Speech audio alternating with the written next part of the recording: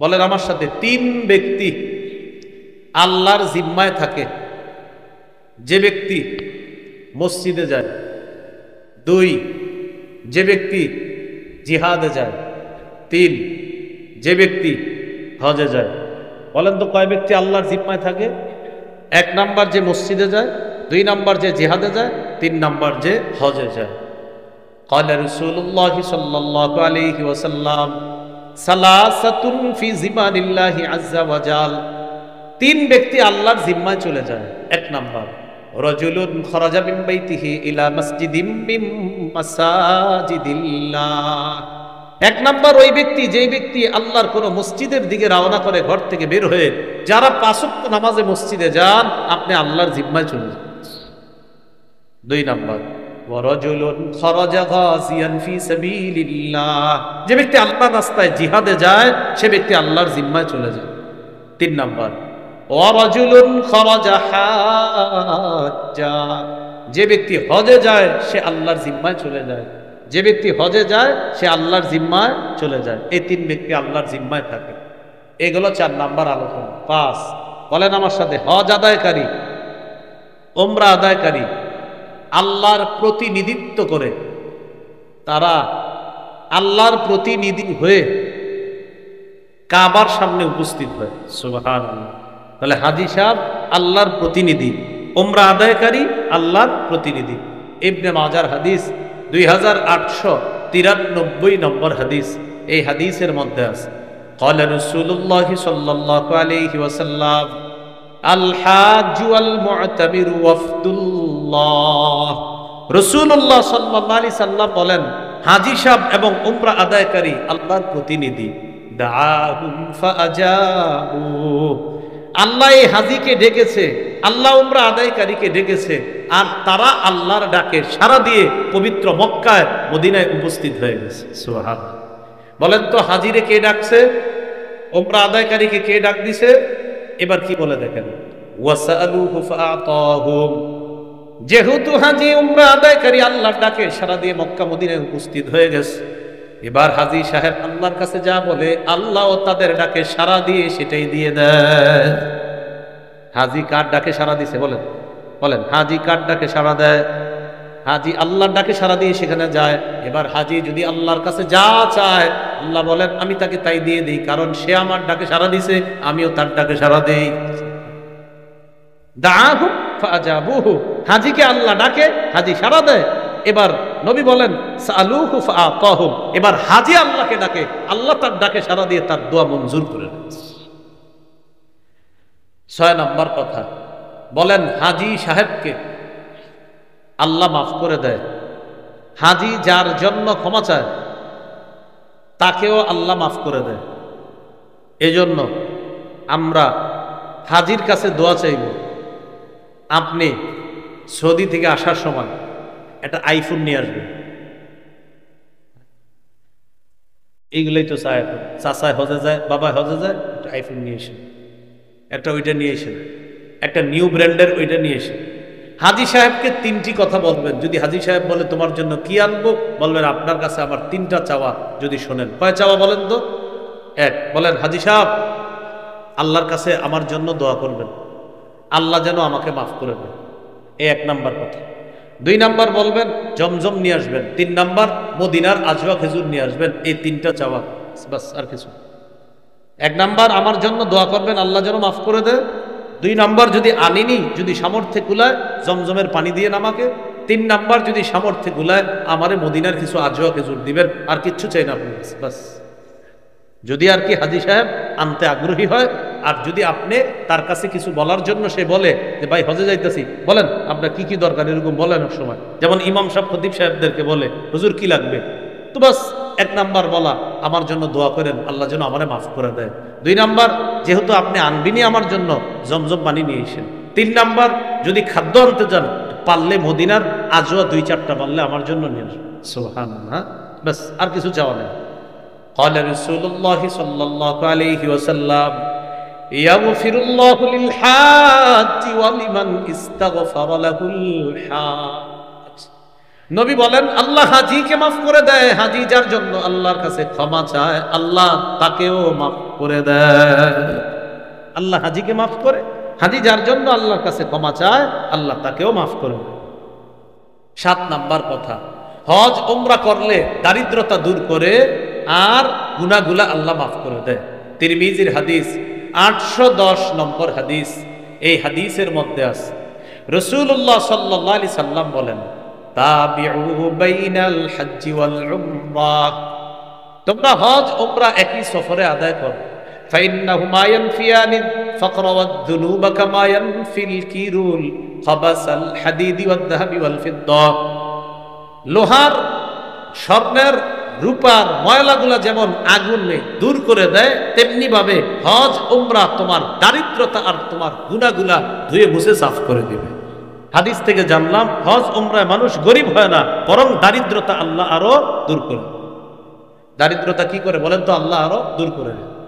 তিরমিজির 811 নম্বর হাদিসের বর্ণনা, ক্বালা রাসূলুল্লাহ সাল্লাল্লাহু আলাইহি ওয়াসাল্লাম, মান হাজ্জা লিল্লাহ ফালাম ইয়ারফুস ওয়ালাম ইয়াফসুক গুফিরা লাহু মা তাকদ্দামা মিন যামবি।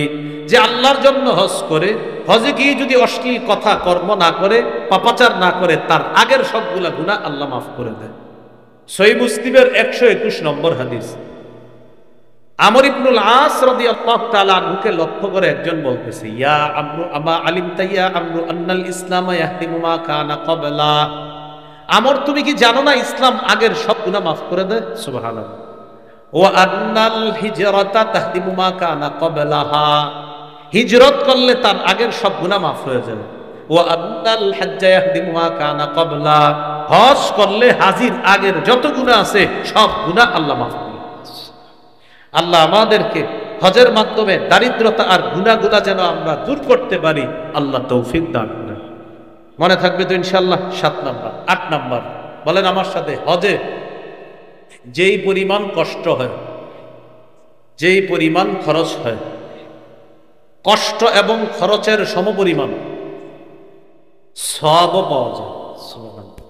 আয়েশা রাদিয়াল্লাহু তাআলা আনহাকে নবীজি বলেন, আয়েশা, ইন্না লাকি মিনাল আজরি আলা কদরি নাসবিকি ওয়া নাফকাতিক। আয়েশা, তোমার যেই পরিমাণ কষ্ট হয় আর যেই পরিমাণ টাকা খরচ হয়, এই পরিমাণ প্রতিদান আল্লাহ তোমাকে দান করে। এই জন্য হজে গিয়ে একটু কষ্ট করা, একটু ধৈর্য ধারণ করা। হজে গিয়ে আমরা অধৈর্য হয়ে যাই, ধৈর্য ধারণ করতেই চাই না। আমরা সব ভিআইপি ভাবে চাই, সবাই খালি সেখানে গিয়ে কত আরামে হজ করা যায় এই চিন্তা চেতনায় আমরা থাকি না। ইয়াং বয়সে হজ করবেন, অনেক ইয়াং আছেন এখানে, কম বয়সী, কম বয়সে হজ করবেন, নিয়ত করবেন হজের কাজগুলা সেখানে গিয়ে হাইটা সম্পাদন করবেন, হেঁটে হেঁটে, গাড়িতে ওঠা দরকার নাই। হ্যাঁ, হেঁটে হেঁটে ইনশাল্লাহ মক্কা থেকে শুরু করবেন, মিনা মুজদালিফা হয়ে আরাফায় যাবেন, আরাফা থেকে আবার হেঁটে হেঁটে ইনশাল্লাহ আরাফা থেকে যাবেন মুজদালিফা, সেখান থেকে মিনা, সেখান থেকে শয়তানের মাইরা টাইরা, এরপর ইনশাল্লাহ হেঁটে হেঁটে চলে আসবেন। কি বলেন? ইনশাল্লাহ সর্বসাকুল্যে যদি আপনি আসেন আর যান, সর্বোচ্চ 30 কিলো হতে পারে, মানে 15 30 কিলো এরকম হতে পারে, কম বেশি হতে পারে, আপনার কম বেশি একটু হতে পারে, বাস। এটা তো কোনো ব্যাপার না। দেখবেন আপনি মিছিলে মিছিলে আপনার সহজ হয়ে যেতেছে বিষয়গুলো। মিছিলে মিছিলে সবচেয়ে দূরের পথ হলো আরাফা থেকে মুজদালিফা, 8.1 কিলো বা 2 কিলো, মানে 8 কিলোর চেয়ে একটু বেশি হবে। মানে বাঙালিদের যেখানে অবস্থান সেখান থেকে মুজদালিফা 8 কিলোর একটু বেশি হবে। আপনি দেখবেন হাঁটা শুরু করলে ক্লান্তি লাগবে না, কারণ লাখ লাখ মানুষ হাঁটতেছে, ওদের সাথে আপনিও হাঁটতেছেন। হাঁটা কখন যে শেষ হয়ে যাবে বুঝতে পারবেন না। হঠাৎ দেখবেন হাঁটা শুরু, তো মক্কা যে একটা বড় টাওয়ার আছে, যে টাওয়ারটার মধ্যে একটা লাইট আছে, লাইটিং করতে থাকে। আপনি আরাফা থেকে রওনা করে একটু পরেই দেখবেন সেই লাইটিং আপনি সেই 8 মাইল দূর থেকে দেখতেছেন। এটাকে জমজম টাওয়ার মনে বলেন। কি টাওয়ার বলে? জমজম টাওয়ার। সেখান থেকে একটা লাইটিং করে দেখবেন, এটা আপনি দেখতেছেন। তখন আপনার মনে হবে কি জানেন, এই তো মক্কা, আসলে কিন্তু অনেক দূরে। হাঁটতে হাঁটতে আপনি দেখবেন বলে এই যে আইসা পড়ছে, দেখবেন হঠাৎ পিছিয়ে গেছে। তো এই জন্য ইয়াং বয়সে সেখানে যাওয়া। গাড়ি মুরব্বীদের জন্য, তাদের জন্য সেখানে গাড়ি ইউজ করবে মুরব্বীরা, যা কষ্ট হয়। কিন্তু আমি দেখছি মিশরের 60 বছরের মানুষ, 70 বছরের মানুষ, তারা হাইটা হাইটা হজের কাজ সম্পদ। মনে থাকবেন ইনশাল্লাহ। কিন্তু কম বয়সে যদি করেন তাহলে মজা পাবেন বেশি, দেখবেন সব কিছুতে আলাদা একটা মজা। বৃদ্ধ বয়সে গেলে ওনারে খেদমত করা লাগে আরো 2-3 জন, কথার কথা। এরপরও যায়, কিন্তু অসুস্থ মানুষ হয়ে যায় অনেক সময়, বৃদ্ধ মানুষ যারা, অসুস্থ হয়ে যায়, পাহাড়ে উঠতে পারে না, বা আপনার কঠিন পথ দিয়ে হাঁটা কষ্টকর হয়ে যায়। এই জন্য আল্লাহ আমাদেরকে কম বয়সে যাদেরকে সামর্থ্য দেয় হজে চলে যাবো ইনশাল্লাহ, আল্লাহ তৌফিক দান। হ্যাঁ, কি বলেন, নিয়ত করা যায় কিনা ইনশাল্লাহ?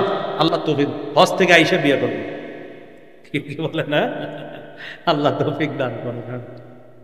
এইগুলো আপনার 8 নাম্বার কথা। অথবা আরেকটা হতে পারে বিয়ে করে স্ত্রী নিয়ে হজে চলে যাবে, এগুলো 8 নাম্বার কথা।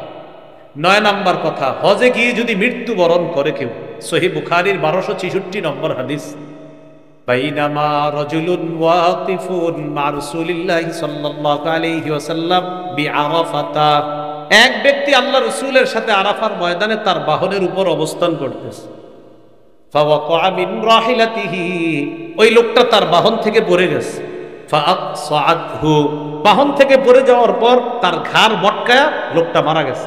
এক লোক আরাফার ময়দানে বাহনের উপর ছিল, বাহন থেকে পড়ে ঘাড় মটকায়া লোকটা মারা গেছে।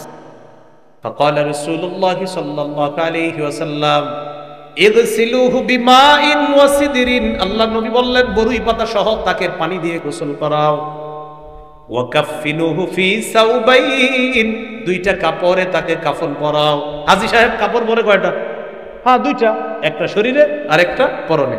তাকে 2টা কাপড় পরাও, কাফন দাও 2 কাপড়ে।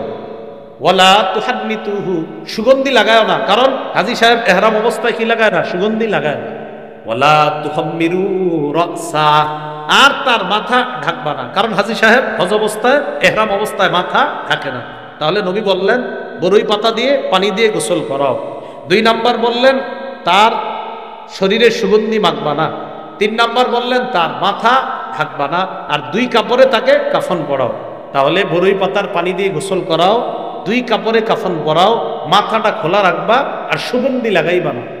ফাইন্নাল্লাহা ইয়াবাসুহু ইয়াউমাল কিয়ামাতি মুলাব্বিয়া, কেননা আল্লাহ এই হাজীকে কিয়ামতের ময়দানে এমন অবস্থায় উঠাবে, হাজী বলবে লাব্বাইক আল্লাহুম্মা লাব্বাইক বলতে বলতে কিয়ামতের মাঠে। তাহলে হজে গিয়ে মরার অনেক ফজিলত। আল্লাহ তাআলা আমাদেরকে বিশুদ্ধ নিয়তে যেন আমরা হজ সম্পাদন করতে পারি, আল্লাহ তৌফিক দান করেন। এগুলো 9 নাম্বার কথা। 10 নাম্বার কথা, হজের মধ্যে তালবিয়া পাঠ করা। কি পাঠ করা?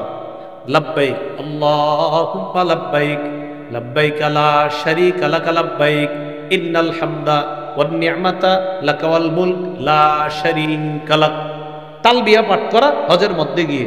তিরমিজির হাদিস 827 নম্বর হাদিস, সুইলা রাসূলুল্লাহ সাল্লাল্লাহু আলাইহি ওয়াসাল্লাম আইয়ুল হজ্জি আফযল, আল্লাহ রাসূলকে প্রশ্ন করা হলো হুজুর কোন হজ শ্রেষ্ঠ হজ? নবীজিকে প্রশ্ন করা হলো, সাল্লাল্লাহু আলাইহি ওয়াসাল্লামকে প্রশ্ন করা হলো কোন হজ শ্রেষ্ঠ হজ? নবীজি বললেন আল আজ্জু ওয়াস সাজ্জু। কি সুন্দর জবাব নবীজির, একটু বলেন না, বলেন আল আজ্জু ওয়াস সাজ্জু। দেখছেন আমাদের নবী কথা বলতেন কম, অর্থ হতো অনেক ব্যাপক। নবীকে প্রশ্ন করলেন কোন হজ শ্রেষ্ঠ হজ? আল্লাহ নবী বললেন আল আজ্জু ওয়াস সাজ্জু, বাস জবাব শেষ। আল আজ্জু মানি তালবিয়া পাঠ করা, যে হজের মধ্যে জোরে জোরে তালবিয়া পাঠ করা হয়, এটা হলো আল আজ্জু। দেখছেন ছোট শব্দ কত বড় অর্থ। ওয়াস সাজ্জু মানি যে হজের মধ্যে রক্ত প্রবাহিত করা হয় পশু জবাইয়ের মাধ্যমে তথা কুরবানি করা হয়, ওই হজ সবচেয়ে শ্রেষ্ঠ হজ। সুবহানাল্লাহ। এগুলো 10 নাম্বার কথা। 11 নাম্বার, তালবিয়া একটু উঁচু আওয়াজে পড়া। তিরমিজির হাদিস 829 নম্বর হাদিস।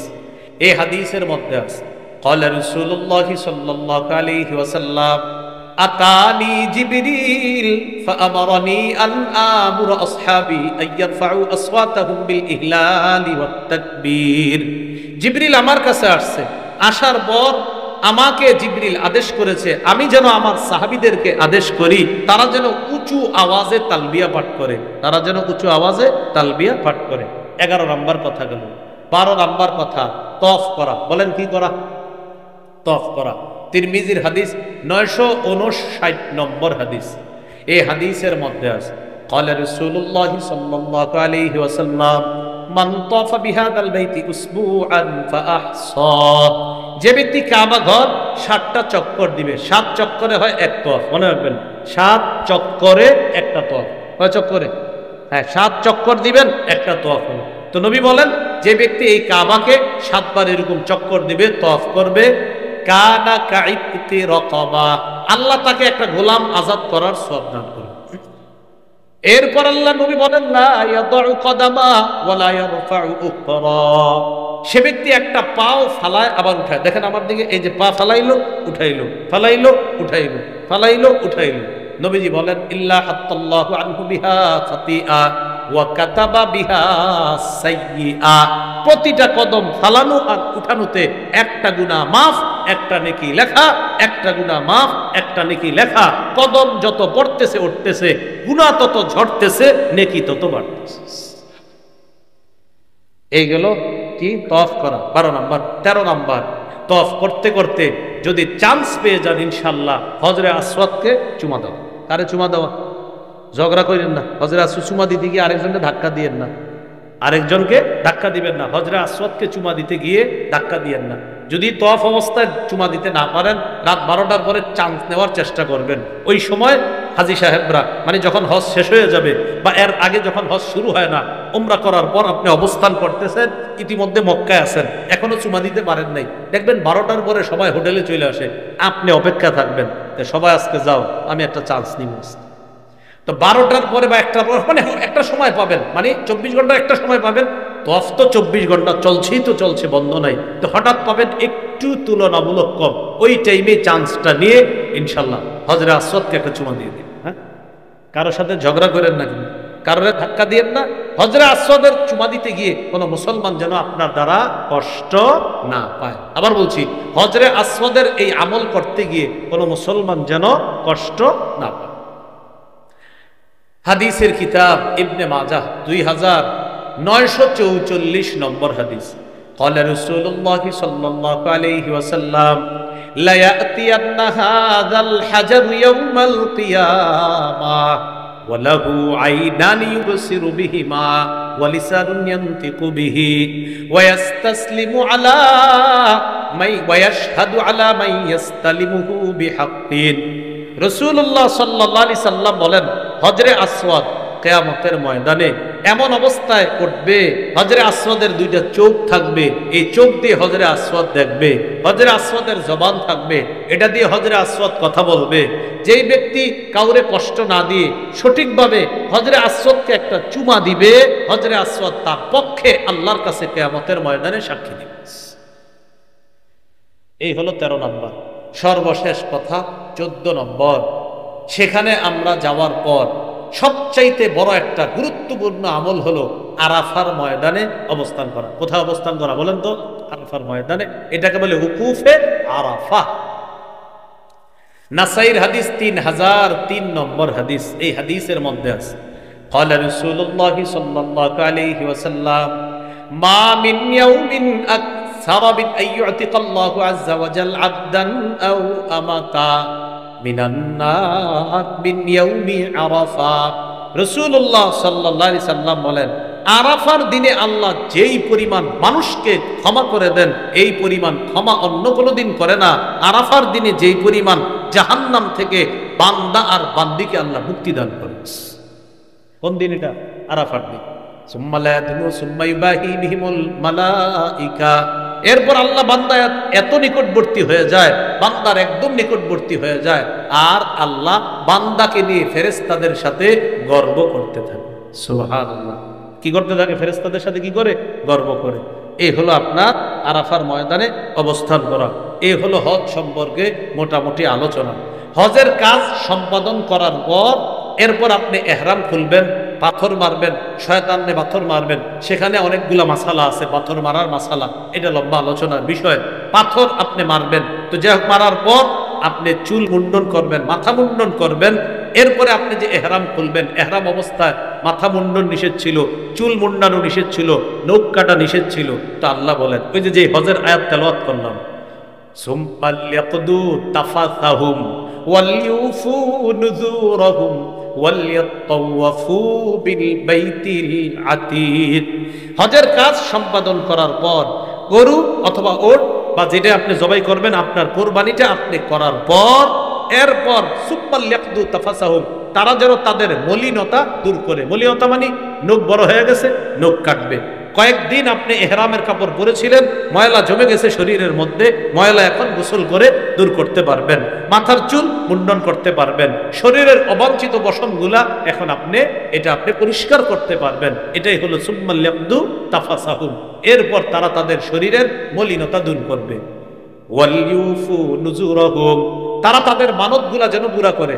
একটা হলো হজের কোরবানি, আরেকটা হলো আপনি মানত করছেন আমি আল্লাহ নবীর দেশে যাইতেছি, হজে কি আমি একটা কিছু কোরবানি করব, এটা আলাদা মানত করছেন, এটা আলাদা ওয়াজিব। একটা হজের মানত, হজের কোরবানি যেটা, সেটা আলাদা। আরেকটা আপনি নিজে থেকে মানত করছেন আমি হজে গিয়ে একটা প্রাণী কোরবানি করব, এটা কিন্তু আলাদা মানত, এটা পুরা করা ওয়াজিব। তাহলে এটা তারা আদায় করবে। তো এই যুগে এরকম কেউ করে না, আগে এরকম মানত করতো, এই জন্য আল্লাহ তাআলা মাসালা বলে দিলেন ওয়ালিয়াতাওয়াফু বিল বাইতিল আতীক। সর্বশেষ তাওয়াফে জিয়ারত বলে, কি বলে একটা তাওয়াফে জিয়ারত, এরপর তাওয়াফে জিয়ারত করতে হয়। তা আল্লাহ বললেন অতঃপর তারা যেন তাওয়াফ করে বিল বাইতিল আতীক, প্রাচীন ঘরের। কাবাকে আল্লাহ প্রাচীন ঘর কেন বললেন? কাবা পৃথিবীর প্রথম ঘর, এজন্য আল্লাহ এটাকে প্রাচীন ঘর বললেন। সূরা আলী ইমরানের 96 নম্বর আয়াতে আছে ইন্না আউওয়ালা বাইতি উদিআ লিন-নাসি লাল্লাযী বিবাক্কাতা মুবারাকাও ওয়া হুদাল লিল আলামিন। নিশ্চয়ই পৃথিবীর প্রথম ঘর যেটা মক্কায় অবস্থিত, যেটা মুবারক, যেটা বরকতপূর্ণ, সারা পৃথিবীবাসীর জন্য যেটা হেদায়েত। সুবহানাল্লাহ, এটা হলো কাবা, প্রথম ঘর। রাসূলুল্লাহ সাল্লাল্লাহু আলাইহি সাল্লামকে জিজ্ঞাসা করা হয়েছে, সহিহ বুখারীর বর্ণনা 3366 নম্বর হাদিস, এই হাদিসের মধ্যে আছে নবীকে প্রশ্ন করা হলো আইয়ু মাসজিদিন মুদিআ ফিল আরদি আউয়াল, হুজুর পৃথিবীতে কোন মসজিদটি সর্বপ্রথম নির্মাণ করা হয়েছে? فقال رسول الله صلى الله عليه وسلم আল মসজিদুল হারাম। নবী বললেন সর্বপ্রথম নির্মিত মসজিদ হলো মসজিদে হারাম। قال ثم أيٌ يا رسول الله, হুজুর এরপর কোনটা? নবীজি বললেন আল মসজিদুল আকসা, এরপর হলো ফিলিস্তিনের মসজিদে আকসা। প্রশ্ন করলেন কাম বাইনাহুমা, হুজুর দুই মসজিদের মাঝে ব্যবধান কত? নবীজি বললেন 40 সানা, 40 বছরের ব্যবধান। কয় বছরের ব্যবধান? তাহলে বলেন তো মসজিদে হারাম আর মসজিদে আকসা দুইটা নির্মাণের মাঝে ব্যবধান কয় বছর? 40 বছর। এবার মসজিদে হারামে 1 রাকাত নামাজ পড়বেন, রাসূল সাল্লাল্লাহু আলাইহি সাল্লাম বলেন 1 রাকাত নামাজ মসজিদে হারামে 1 নামাজ পড়া 1 লক্ষ নামাজের সওয়াব আল্লাহ দান করবেন। এরপরে নবী বলেন ওয়া সালাতুন ফি মসজিদি হাযা বিআলফি সালাত, আমার এই মসজিদ মদিনার মসজিদে নববীতে যে 1 নামাজ পড়বে আল্লাহ তাকে 1000 নামাজের সওয়াব দান করবে। 3 নাম্বার ওয়া সালাতুন ফি মসজিদি বাইতুল মাকদিস বি500 সালাত, ফিলিস্তিনের মসজিদে আকসায় যে 1 নামাজ পড়বে আল্লাহ তাকে 500 নামাজের সওয়াব দান করবে। আরেকটা হলো মদিনার মসজিদে কুবা, যারা হজ উমরা যাবেন এই মসজিদে কুবায়ও নামাজ পড়বেন, হোটেলে ওযু করবেন, করার পর মসজিদে কুবায় গিয়ে নামাজ পড়বেন, আল্লাহ আপনাকে একটা উমরার সওয়াব দান করবে। এবার আমার সাথে বলেন পৃথিবীতে 4টি মসজিদ সবচেয়ে ফজিলতপূর্ণ। 1 মসজিদে হারাম 1 লক্ষ নামাজের সওয়াব। 2 মসজিদে নববী 1000 নামাজের সওয়াব। 3 মসজিদে আকসা 500 নামাজের সওয়াব। 4 মসজিদে কুবা। বলেন কোন মসজিদ? নবীজি মক্কা থেকে হিজরত করে মদিনায় গেলেন, কুবা নামক এলাকায় 14 দিন অবস্থান করেছেন, সেখানে একটা মসজিদ বানিয়েছেন, এই মসজিদটার নাম মসজিদে কুবা। কোন ব্যক্তি যদি তার ঘরে ওযু করে, ঘরে ওযু করবেন, তো সেখানে আপনার ঘর হোটেল, সেখানে ওযু করবেন, করার পর ওই মসজিদে কুবায় গিয়ে নামাজ পড়বেন, আল্লাহ আপনাকে উমরা করার সওয়াব দেন। এই 4টি মসজিদ পৃথিবীতে সবচেয়ে ফজিলতপূর্ণ, আর সব মসজিদ বাস সমান ফজিলত। এই 4টা মসজিদ সবচেয়ে বেশি ফজিলতপূর্ণ। 1 নাম্বার মসজিদে হারাম, 2 নাম্বার মসজিদে নববী, 3 নাম্বার মসজিদে আকসা, 4 নাম্বার মসজিদে কুবা। কথাটা মনে রাখেন, নির্মাণের দিক থেকে 1 নাম্বার মসজিদে হারাম, 2 নাম্বার মসজিদে আকসা। নির্মাণের দিক থেকে 1 নাম্বার মসজিদে হারাম, 2 নাম্বার মসজিদে আকসা। আর ফজিলতের দিক থেকে 1 নাম্বার মসজিদে হারাম, 2 নাম্বার মসজিদে নববী, 3 নাম্বার মসজিদে আকসা, 4 নাম্বার মসজিদে কুবা। মনে থাকবেন ইনশাআল্লাহ। একটা হলো নির্মাণ আর একটা হলো ফজিলত। বলেন তো নির্মাণের দিক থেকে 1 নাম্বার হারাম, 2 নাম্বার আকসা, আর ফজিলতের দিক থেকে 1 নাম্বার হারাম মসজিদে, 2 নাম্বার মসজিদে নববী, মাশাআল্লাহ মদিনার মসজিদ, 3 নাম্বার মসজিদে আকসা, আর 4 নাম্বার ওই কুবা মসজিদ। আল্লাহ তাআলা আমাদের সকলকে, যাদেরকে সামর্থ্যবান বানাইছে, আল্লাহ প্রতিবার ডাকে আসো আসো আসো আসো, 5 বছর না গেলে আপনার নাম হয়ে যায় মাহরুম, বঞ্চিত, হতবাগা। আল্লাহ আমাদেরকে হতবাগা হওয়া থেকে হেফাজত করেন। তাহলে মসজিদে হারাম, মসজিদে নববী, সেখানে আমরা টাকা পয়সা প্রতিদিন প্রতি মাসে একটু একটু করে জমান, প্রতিদিন একটু একটু করে হজের জন্য একটা বাক্স বানান, এটার মধ্যে হজের টাকা রাখেন, আল্লাহ বরকত দিবে। দেখবেন আস্তে আস্তে জমায়া হজে যান। আল্লাহ তৌফিক দান করেন। সুবহানাল্লাহি ওয়া বিহামদিহি, সুবহানাকাল্লাহুম্মা ওয়া বিহামদিকা, আশহাদু আল্লা ইলাহা ইল্লা আনতা, আস্তাগফিরুকা ওয়া আতুবু ইলাইক। মাদ্রাসাতুস সুফা, এই মাদ্রাসার আমরা উন্নতি কামনা করছি। আল্লাহ তাআলা যেন এই মাদ্রাসাটিকে আরো অনেক ভরপুর কবুল করেন এবং ব্যাপকভাবে যেন এই মাদ্রাসার মধ্য থেকে ছেলেরা এবং সন্তানরা যারা পড়াশোনা করছে তারা যেন আদর্শ, সভ্য, সুশিক্ষায় শিক্ষিত হতে পারে। আল্লাহ তৌফিক দান করেন। আমরা দোয়া করব। আজকে গাড়িটা যেখানে আছে একটু দূরে আছে গাড়িটা, আমার